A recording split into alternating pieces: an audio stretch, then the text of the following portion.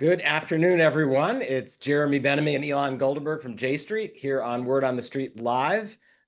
We put these live streams out 4 p.m. on Wednesday on Substack, and you can then access them for the rest of the time immemorial on Apple, Spotify, YouTube, and other streams where podcasts are available. And we are excited to have a new setup, Elon, with our own professional microphones. We're really taking this to the big leagues now. Yeah, I'm excited about this. This makes us look fancy and professional and official.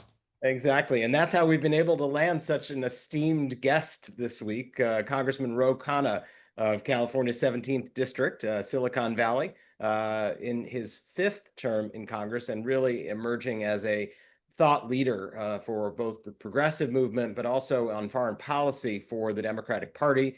What does a progressive foreign policy in the 2020s and beyond look like for the Democratic Party? On the House Armed Services Committee, on the Special Select Committee on China, government oversight, very focused on issues of tech relating to Silicon Valley, of course, and on the environment as well. So, Congressman Ro Khanna, it is great to have you here on Word on the Street Live. Thanks for joining us. Well, thank you for having me, and really an honor to be on. I'm a huge fan, as you know, of J Street's work, and I appreciate joining. And I don't know that you've met Elon before, so I'm Well, glad. yeah, such a background. What a incredible asset he is, having worked for Vice President Harris and Governor Walz, and steeped in foreign policy. It's a credit to you, Jeremy, that you recruit such talent. Yeah, no, it's really, really great. And Elon, turn it over to you. Yeah, no, and Congressman, great to meet you, and hope this is the first of many conversations. And yeah, I'll just start by asking you this, sort of our first question, and it's really, look, we're 22 months into now a war that, frankly, when I was working at the White House in October and December 23, when this all started, like none of us would have expected to have gone this long. We have a horrible humanitarian catastrophe unfolding in Gaza, and meanwhile, we've got the Israeli government talking about doubling down with a major new offensive in Gaza. I think today, just in the news, we saw, reports of significant new reserve call-ups of Israel IDF to go back into Gaza City again, something that they've done multiple times. And so really to just start it, we just wanted to get your assessment of like where we are at this moment and, where U.S. policy so far needs to go. It's horrific. It's heartbreaking. It's an extraordinary humanitarian catastrophe that is taking place right before our eyes. And we have a moral, a political, and legal obligation to do everything possible to stop it. That means stopping arms sales for weapons that are being used by the Netanyahu government to kill civilians. It means speaking out forcefully against what Netanyahu is doing in a blank check and voting against what he's doing at the UN. And it means recognizing Palestinian state as Netanyahu and Likud try every day to undermine that possibility, and to follow Australia, to follow France, to follow the United Kingdom, and to follow Canada in doing so, a Palestinian state living side by side in peace with Israel as a Jewish democratic state. And of course, that Palestinian state would be demilitarized. It would not have Hamas. It would have free and fair elections. Yeah. Oh, sorry, Jeremy, go Yeah, ahead. do you want to follow up, Elon? Yeah, I mean, I'm also just curious to get your take as we're talking about this, about, your assessment of where American policy is this morning in terms of what Trump has actually been doing over the last few months. I think we had this, and I just put out a piece, we had this dream and hope that, Donald Trump would come in and have all this leverage with Netanyahu and be able to use it to actually end this war. Personally, I don't think that's what we've seen at all. I think we've seen kind of the opposite. But where do you think, the U.S. is standing, and what do we, as a country need to be? What would you say to them if you actually had a chance to talk to the Trump administration guys, or when you do talk to them about trying to push them in a different direction? Well, I never had that dream or hope of Donald Trump. I mean, Donald Trump has never seen, frankly, what Vice President Harris saw, which is that the self-determination of the Palestinian people has to be recognized. Trump has talked about developing Gaza into a tourist destination. He's talked about repatriating Gazans out of Gaza. He's had a policy of cruelty where we're denying visas to people in Gaza who've been coming to the United States for medical care. He is talking about basically trying to get Saudi Arabia and Egypt or these Arab countries to run Palestine without any sense of Palestinian self-determination. And I don't think Donald Trump is capable of seeing the world from a human rights centered lens, is from seeing the world in any way that is non-transactional. So it is for us in Congress and for people around the country to show the world that Donald Trump does not speak for all of America, that there is a significant population in the United States that believes that what Netanyahu is doing is morally wrong, that will stand up against the continued flow of unconditional weapons to Netanyahu that he's using to kill civilians, and that is going to stand up to reassert the importance of Palestinians having a national aspirations for a state that lives side by side with a secure Israel. Congressman, I'm curious your assessment. Elon and I go back and forth about this a lot, about the Biden policies and what was done the last time that the Democrats were in charge. It's very clear, obviously, that Trump has absolutely no interest in pursuing the kinds of policies that result in Palestinian self-determination, and he's certainly not pursuing policies rooted in human rights or concepts of international law. But the Democratic Party, when it had its shot, not just in the Biden years, and I don't mean to pick on Elon week after week on this, but in Obama, I've been pretty clear that, Jeremy, I had some concerns with like what we did, as a number of us did. I know. I can't resist the little jab, but the Biden years and the Obama years and the Clinton years, I mean, there's sort of been a Democratic approach to this set of issues that has gotten us deeper into a hole, actually. So I'm curious what your assessment, we know that assessment of the Trump years is negative. What's your assessment of Democratic policy on this? Well, look, we need a new vision. I mean, it's clear I was opposed to some of the policies that President Biden followed. I voted against the supplemental aid in April of 2024, along with about 40 Democrats. I said that we should have had a Palestinian speaker at the DNC. They kept sending me to Michigan. I said, that's not going to do it. We need a new direction of foreign policy. But I prefer now to look forward and to look at how can we to build a peace after this war, a just peace in that region. And there are several things that work in our favor. One is that you have now the Arab League, 22 Arab states, willing to recognize Israel as a democratic Jewish state and recognizing the need for Palestinian self-determination. So if you've coined this phrase, Jeremy, or at least you're the one who shared it with me, the 23-state solution, well, that was not possible under President Clinton, and that was not possible under President Obama. And that was not as possible under President Biden. It is possible today. Secondly, there's been a deep shift in American public opinion about the urgency of having a Palestinian state, about us not having a blank check to Netanyahu or Likud, and really pushing for a solution where you have a secure Palestinian state within an Israeli state. That has been a shift. I would argue that J Street today represents the majority center opinion of Jewish Americans, at least in the Democratic Party, if not the country. And that will be a constructive force. The politics of this matters, and the politics of of it now in the United States are, in my view, easier than previous Democratic administrations have faced.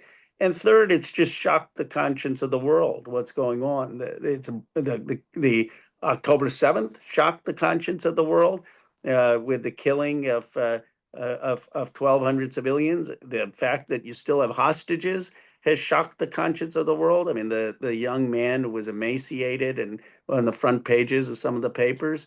And then the killing of 60,000 Palestinians, the destruction of homes, that has shocked the conscience of the world, even if some of those were combatants, some significant percentage, just to put it in context, that is 3 times the civilian deaths of Ukraine, and it has shocked the conscience. And so while there was a sense in the United States that we could pivot to Asia, that we don't need to get bogged down in the Middle East, that our peer competitor is China, that let's make sure that we're working on a foreign policy that keeps us ahead of China, that makes sure that we're deterring any invasion in Taiwan, and let's not really get involved in this generational challenge. That's no longer the case. Now people say we have to get involved. After this war ends, we have to bring peace. We can never allow October 7th to happen again. We can never allow this kind of mass killing and destruction in Gaza to happen again. Peace and a just peace is urgent. And I think that gives us an opportunity to move forward. Yeah, and I should say it feels like, and I want to get your reaction on this, Congressman, it feels like it's also the politics are changing even on the Hill, right? I mean, we had this vote in the Senate just a couple weeks ago where you had 28, 27, 28 if you count also Alyssa Slotkin, who didn't vote but made a comment at, sort of put out remarks afterwards because she wasn't there. But 28 out of 47 Democratic senators voting to block some arms sales to Israel. Just the vibe feels like it's changing on all of this, or even remarks by Pete Buttigieg and JB Pritzker, others in the last few days, kind of walking back and also taking this position on arms. It feels like things are really fundamentally moving in this space, and I'm curious to get your reaction on that and if that's how you see it. I do. I mean, you had a majority of United States senators vote for Bernie Sanders' amendment to stop offensive weapons. Jamie Raskin, who is such a thoughtful member of Congress, is the latest co-sponsor of Delia Ramirez's bill to again stop offensive weapons into to Netanyahu while the war is continuing. I welcomed Pete Buttigieg saying that after I and Ben Rhodes and a few challenged him, saying that he would support the Sanders amendments and that he would support my letter of recognizing a Palestinian state. My view is we have to be inclusive.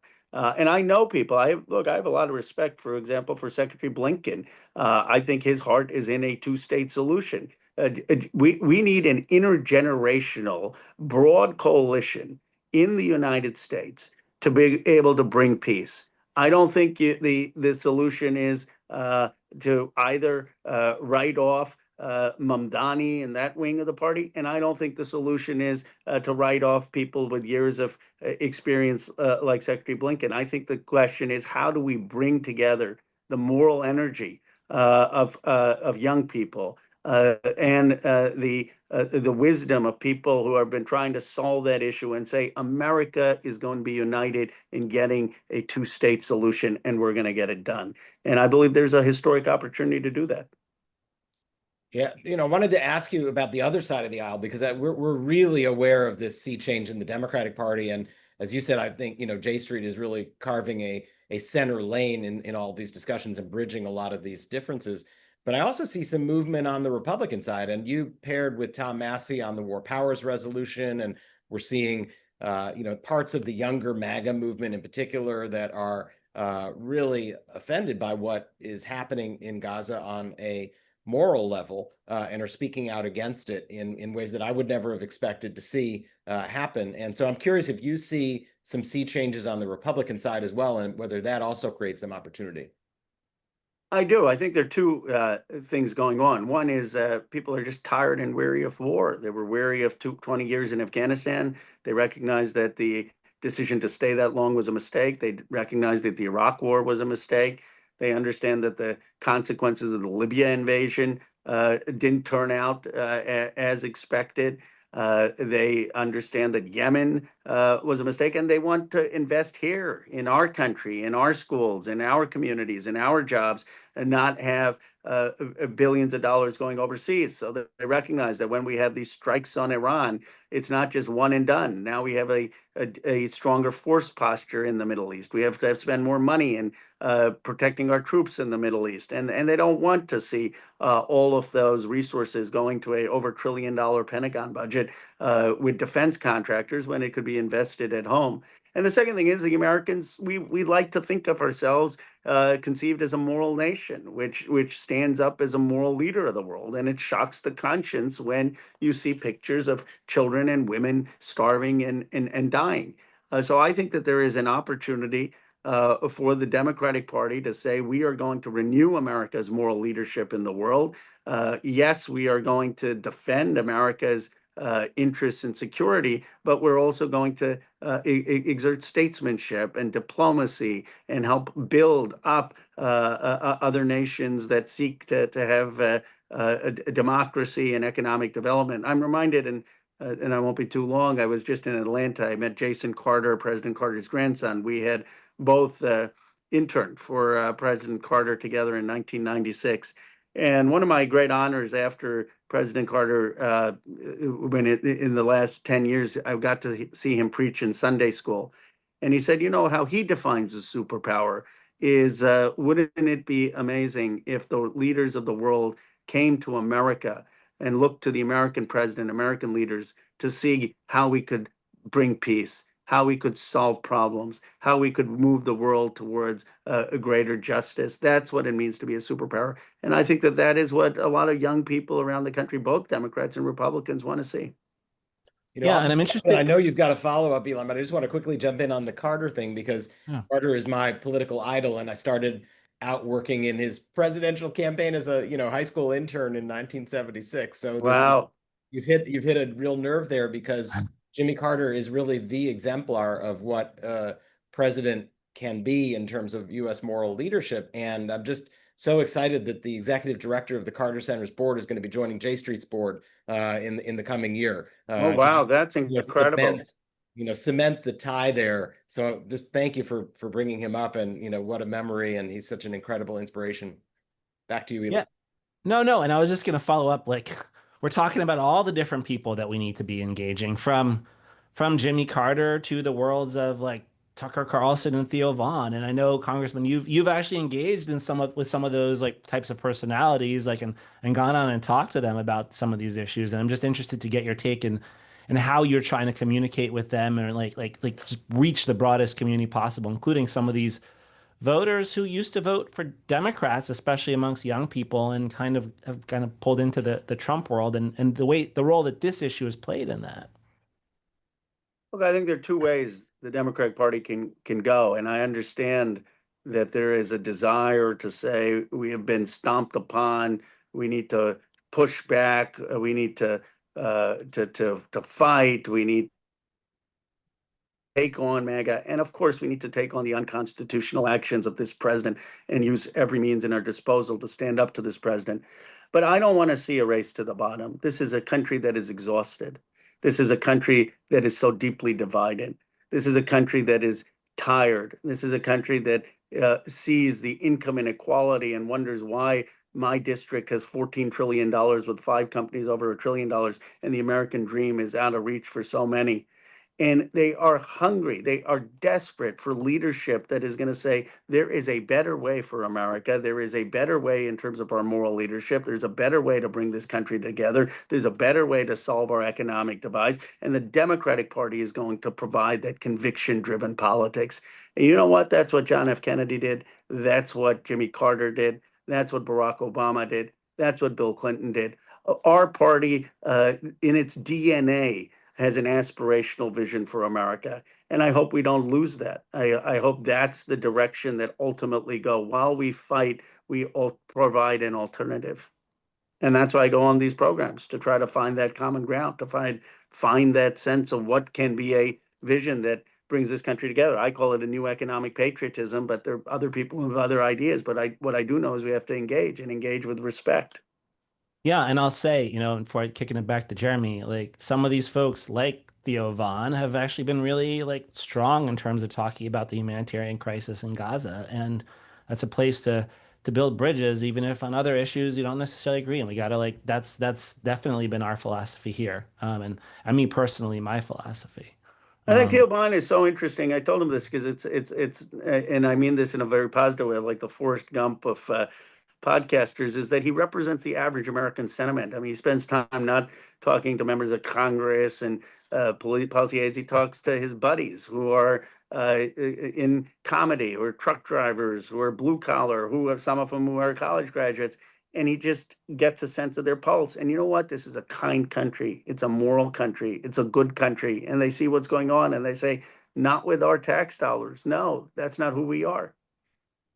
Yeah, no, I think that that is exactly the kind of politics I resonate with, and that I, hope that we can see come back. This race to the bottom and some of the, tit for tat on social media and the cesspool, and frankly, that has become, is not the brightest of futures that I want my kids to be thinking about as what America's going to be as they come of age in this country. Let me reel it back in. We're on Word on the Street Live this week with Congressman Ro Khanna from California. Every Wednesday at 4 p.m., we drop a new episode, sometimes live, sometimes taped. This one happens to be taped with Congressman Khanna, but we do want to see your comments in the Substack chat, and we will be responding and engaging with you on Word on the Street. Congressman, one of the reasons that we scheduled this conversation for now is your leadership of a congressional a letter on the issue of recognition of Palestinian statehood, which is an issue that is really coming to the public forefront more and more. We've seen some countries in Europe for the first time expressing their intent this September at the UN, at the General Assembly, to roll out their bilateral recognition of a state of Palestine. There'll be a big summit and a conference at the UN. And you've got this letter that J Street's really excited to be partnering with you and helping you round up support. In terms of explaining to our viewers who are going to be, of course, helping us lobbying and advocating with their representatives, why is this an important issue, and why is this a good time to be pressing the issue of Palestinian statehood? Well, first of all, let me just thank you, Jeremy, personally for helping shape my thinking on this, and being such a advocate for the approach. Your counsel is invaluable, and there are a few people who I think of more than you. Of course, I have a longstanding friendship with Steve Grossman, who's also been helpful in others, but you really have been an incredible resource. Look, there are three reasons that now is the time. First of all, you have Likud, which has had in its charter for the longest time in Israel, that goes from the sea to Jordan. But now you have Ben Gvir and Smotrich and Netanyahu acting on this. I mean, every day that goes by, they are destroying the dream of a Palestinian state. So we need to stand up and say, no, there is going to be a Palestinian state. We're going to recognize the national aspirations. You're not going to kick all of the Gazans out of Gaza. You're not going to build so many settlements in the West Bank that the land swaps become impossible. We are going to have a Palestinian state, demilitarized, on 1967 borders, with the kind of land swaps that we know. Second, the United States doesn't want to become a pariah in the world. Why do we, on this issue? Why should we? It's one thing when the global South, because of their experiences with colonialism and others that empathized with Palestine, recognized a Palestinian state. But it's another thing when now you have France and Australia and Canada and Great Britain all coming out. Why should we be opposed to all of our allies on this issue? It would hurt our standing internationally. It would hurt our standing with the 22 Arab League. And third, this is a moment which we should seize. I mean, I was really impressed with the Arab League statement that they recognized Israel as a Jewish homeland, that they do not believe Hamas should have any possibility in Palestine, that they want to see a Palestinian state free of Hamas with demilitarized. That's promising, and so this is a moment that we should look to the future. I get that the pain of the president, we have to stop it, but human beings also need hope, and we need to offer a glimpse of what can come after the war. Yeah, and that's I was going to ask you a couple of questions.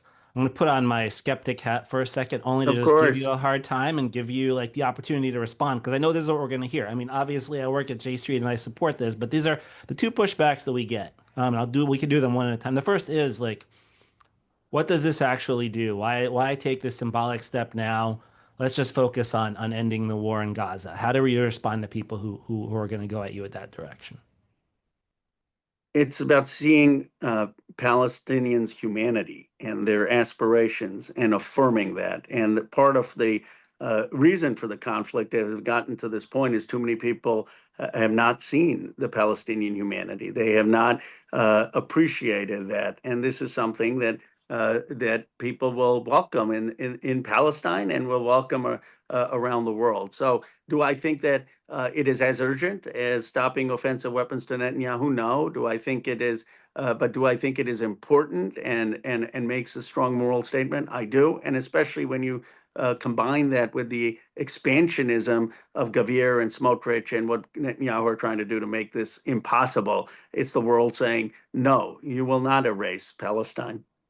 Yeah, and look, I will tell you that that resonates with me just from my own experience talking to Palestinian friends. Even a few years ago, I wrote a piece in the Washington Post in response to potential annexation, saying the response to annexation is recognizing a Palestinian state. Nothing I ever wrote, I've written a lot on the Israeli-Palestinian conflict over the years, got that kind of a response from Palestinian friends and colleagues who were like, thank you. Interesting. Thank you. Even though all the time I'm out there advocating, like never have I gotten like that kind of thank you as I did on the statehood issue. The other one like is more, is what you're going to hear from Bibi Netanyahu and others, which is this is rewarding Hamas. You're giving them statehood is a reward to Hamas. Like, so how do you respond to, and a reward for October 7th? How do you respond to that argument? Well, I haven't been fortunate enough yet to be attacked by Netanyahu. That's one thing that could skyrocket my domestic popularity. So I'm hoping he's going to call me a weak or whatever he did We'll to the send him a link Australian to Prime this Minister. Maybe you could bait him podcast. into it. He just Bait wrote a him in. nasty letter to Macron, actually, saying exactly this about, Yeah, about no. Yeah. Look, how can you Hamas? So many elements of Hamas don't recognize the state of Israel, and they want many parts of them want violent overthrow. So how isn't the fundamental belief that we want two states, not Hamas's dream of the destruction of Israel, and that we want to do it through nonviolent means, actually the ultimate repudiation of Hamas? I mean, and by the way, that Hamas is going to have no role in that. I mean, that is the ultimate repudiation of Hamas. Benjamin Netanyahu has not been able to eradicate Hamas after 2 years of trying. Hamas is still there. And the only way you're going to get Hamas, in my view, to leave Palestinian governance is through having the channels of diplomacy with the Arab states.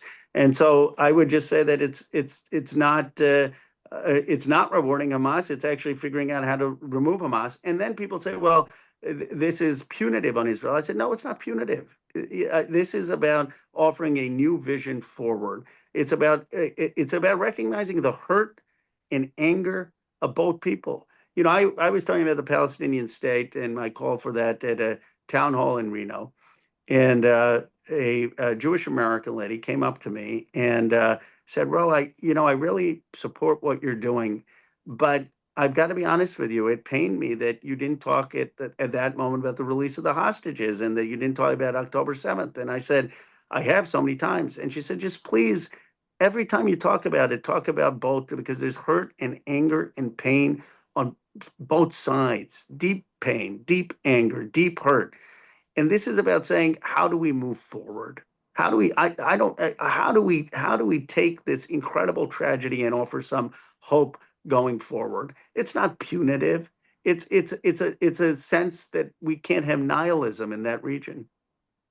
And, Yeah, just to echo that, I mean, I just want to make sure it's really clear to everybody who ever watches this that, J Street's number one goal is the return of the hostages and the end of this fighting, and from a pro-Israel point of view, right? This is what we believe, that the recognition of a Palestinian state, and then the consequent normalization of Israel's relations with its neighbors, that is the fulfillment of the dreams of all of those who helped to create the state of Israel. My parents were involved, and my father was involved in the fight for the independence of the state of Israel. And that generation, if you were to tell them that what's on offer is full normalization of Israel's relations with all of its neighbors and an end of 77 years of wars and fighting, they would never have believed that this would be possible within their children's lifetime. And so this is a very pro-Israel positive step. And what it does, and you and I have discussed this, it does lead you to this 23 state solution. And I'm pleased that you have found that to be a useful framework. And I'm hoping that that is something that will catch on a bit more in the Democratic Party, and can become a vision that will excite people in the Jewish community as well as the Palestinian community, because it is something to build for. And I think vision is so important here. I agree with you completely, and I think that it was coincidental that you coined that before the Arab League letter came out or statement came out, because you're absolutely right, and it's what's different, right? I mean, people say, look, Bill Clinton was one of the great politicians of his era. If he couldn't get peace, if Barack Obama was one of the greatest orators and visionaries couldn't get peace, if President Biden 2 years couldn't get peace, how are we going to do it now? And I say one of the big differences is the 23 state approach. That's a new approach. It wasn't available to the leaders of the past. And the other thing that's different is the politics in this country and the next generation and the sense of that. But I look, I've been as a member of Congress to Israel 3 times. I have deep ties with Silicon Valley and technology. I am a supporter of Israel as a Jewish homeland, as a democratic state. I just think that the way to build peace is ultimately to have a Palestinian state there with self-determination. And I understand, look, I understand in a more serious way. I mean, I understand Prime Minister Netanyahu's family. They came from the pogroms in Russia. I understand the sense that people who wanted to start who believe not just the biblical ties, but that there had to be a safe place for Jews in Israel.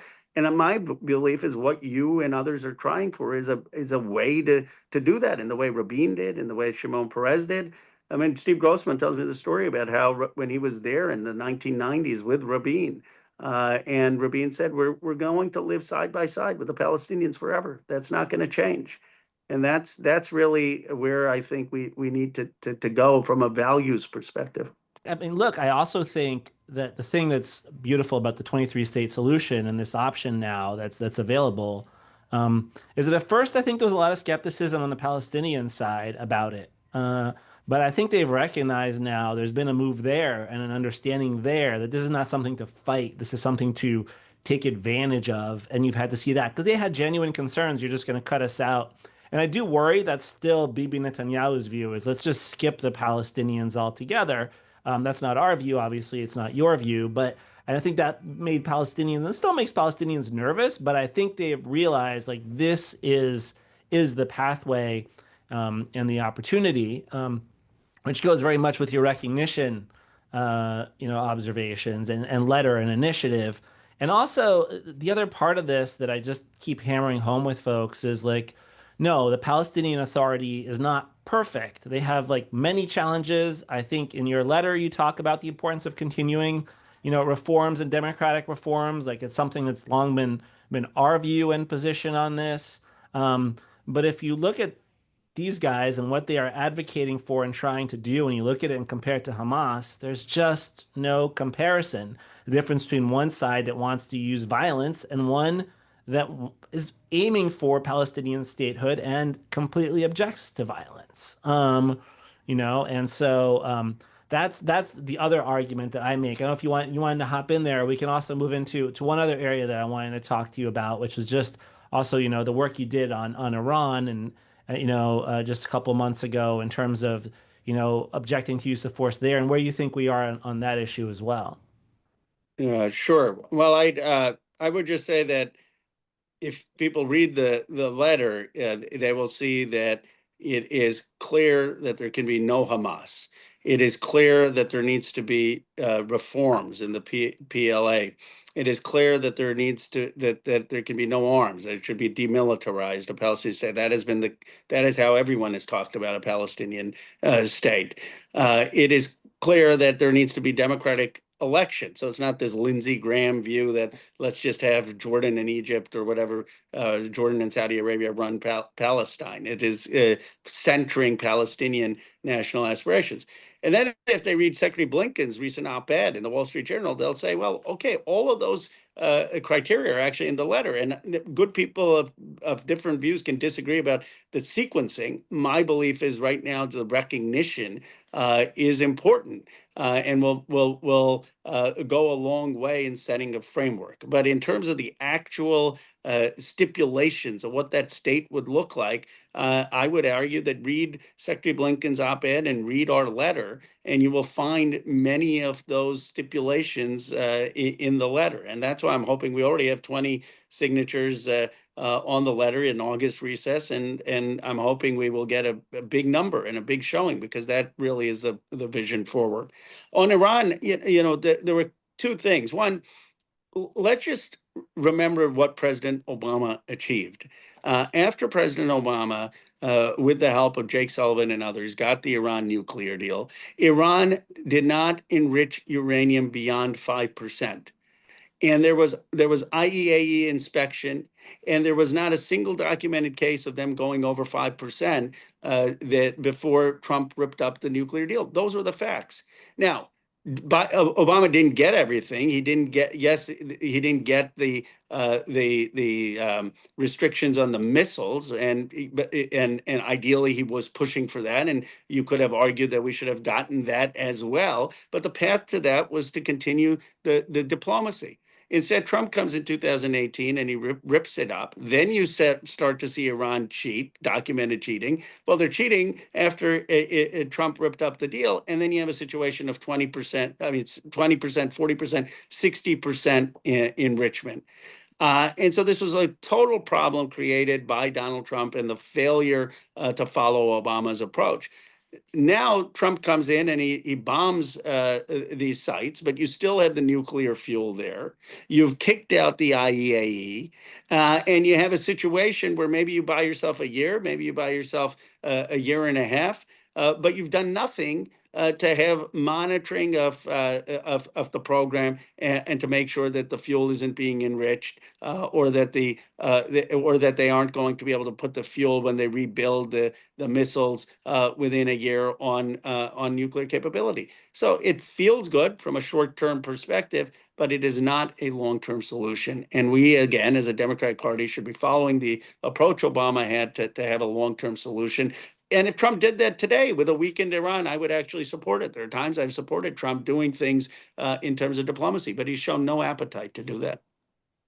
Yeah, and you'd be happy to know that Elon was part of the team in the Obama years that brought that deal to bear. Well, thank you. That was great. I mean, that was really a historic achievement. It was a historic achievement not just because they made Iran on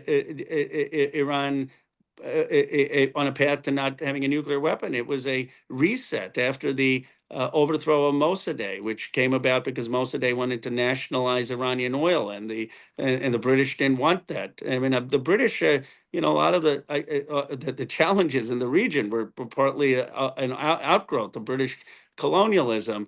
And I don't just say that because my grandfather spent 4 years in jail with Gandhi. It's just those are the facts. And Obama was trying for a fundamental reset of that region. And it's just a shame that approach wasn't continued.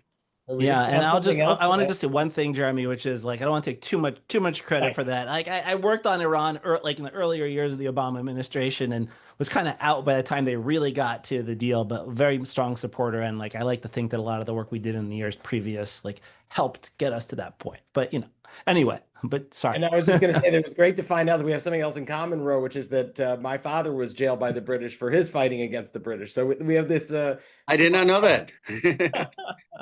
Well, listen, we're about ready to wrap things up here. I did want to conclude, though, pulling back the lens a little bit, And just looking at the challenges we have in this country, this is J Street is an organization that is pro-Israel, pro-peace, but pro-democracy. And we added the pro-democracy part of our mission and our tagline in the wake of the first Trump term and the challenge to the 2020 election. And we are in a moment when we are under severe threat to our very democratic principles. And I think that that's really the core issue.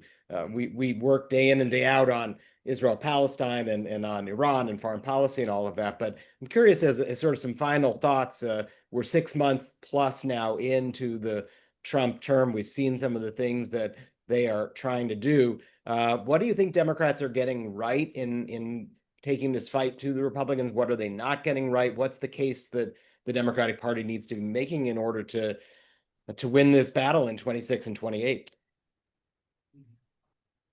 I think we are much stronger today in terms of our fight and response than we were a few months into the term. In the first few months, we were too acquiescent. We were voting for things like the Lake and Riley bill. Not everyone, but too many Democrats, which allowed Trump the authority to deport without due process. There was a sense of let's just try to cut a deal with him. We should not have had the Senate go along with the continuing resolution of the budget. But now you have Democrats saying, look, we're going to play hardball. The governor of my state saying if they're going to redistrict in ways that are going to gut the Voting Rights Act, well, then we will redistrict in response. You have the Epstein file, which has cut across party lines. Thomas Massie and I are leading that on September 3rd, where we're going to force a vote and Trump losing support there. You have the coffee tariff that is hitting people in tariffs. Look, we fought a revolution in this country over the tax on tea. People are not going to like the tax on coffee when we produce only 1%. You know, people doing town halls and rallies across this country and fighting back. So I think that the Democrats are finding our voice. There are two things I would say we need to do better. At the same time that we fight, we have to offer an alternative. We have to offer a vision of where we want to take this nation, about how we're going to tackle the income divides, how we're going to tackle the anxiety with AI and job displacement, how we're going to have a vision that heals some of the divisions in this country around the economy, around class, around geography, around race, and bring us together. And this is where I think J Street can play the biggest role, because all the people in your organization are deeply active and they're civically engaged. And one of the things I have often said is before anyone will believe that we can bring the country together, we have to show that we can bring the party together. We have to show that there's a place in this party for Mamdani, and there's a place in this party for Steve Grossman, and there's a place for Tony Blinken, and there's a place for Joe Biden and Barack Obama and people who supported Bill Clinton. If we can't unify the Democratic Party, how are we going to convince the American people that we can unify the country? And J Street, I think, are bridge builders by temperament. Bridge builders not just in the Middle East, bridge builders in our nation and our party. And their work in helping us bridge the divides in our party and then ultimately perhaps in our community and country is what we need most. I think that is what this country desperately seeks in years in 26 and beyond. Well, I thank you very much for that. I think that bridge is exactly what we hope to build. It's paved with the values that we share across the Democratic Party: a belief in everybody's equal rights, a belief that everybody deserves freedom, a belief in democracy and diplomacy. There's some very core values that I think can bridge the gaps in the party on some difficult issues. And it is exciting to have this conversation with Congressman Ro Khanna, who's going to be one of the voices shaping that future for the Democratic Party and for the United States. I am really grateful to you for taking the time to join Elon and me here on Word on the Street Live, and we look forward to working together in the coming weeks to build up the level of support for the letter you're circulating related to recognition. And we will be having an advocacy day in September up on the Hill with our leaders from around the country, urging people to sign on in advance of that UN summit the following week. So this is an important time, and we thank you so much for your leadership. Thank you. Thank you, Elon. Thank you, Jeremy. Thank you both for your leadership. And thank you to everyone in J Street for your involvement. Thank you, Congressman. All right. We'll see you all next week, 4 p.m. Wednesdays.